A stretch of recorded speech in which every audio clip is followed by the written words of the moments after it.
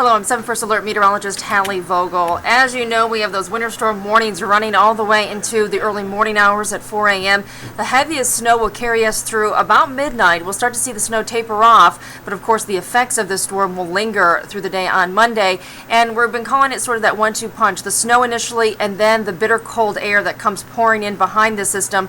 Wind chill warnings will go into effect tomorrow and continue into early Wednesday. Looking at our hour-by-hour forecast, again, we're looking at the heaviest snow. Could see rates of 1 inch an hour in some locations through the evening hours, tapering off overnight. And then the big chill settles in for tomorrow. That's going to ignite some of that lake effect snow at times. So snow is in the forecast for some areas. We know how lake effect snow can vary, but the bitter cold for everyone. This is some of the coldest air we've seen since about 1994. If you can imagine, those temperatures are going to be below zero, wind chills far from that. The impacts of this storm, initially another 4 to 6 inches of snow, are going to be possible as we go through the evening hours. Those higher totals will be mainly north and west of Detroit. We're looking at the heaviest snow, as I already mentioned, through about midnight or so, and then those problems continue. But these are snow totals. By the time all is said and done, we're anticipating some of the lower totals, which is still a healthy amount of 6 to 8 inches near and just south of Detroit down toward Monroe, and then that slice of 7 to 9 from Port Huron down to Adrian. Again, these are rough estimates.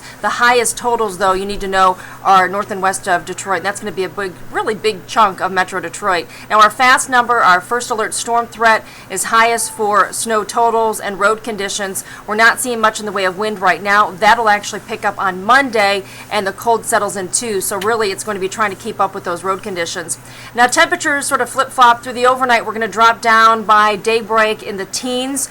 We're looking at northwest winds, very gusty, beginning tomorrow too, and that continues. Now, keep in mind, we may start in the teens, but we're going to end the day with temperatures below zero. So your midday temperature about 5 above. You factor in these wind chills. By tomorrow evening, we're looking at wind chill temperatures as cold as 35, even possible 40 below zero.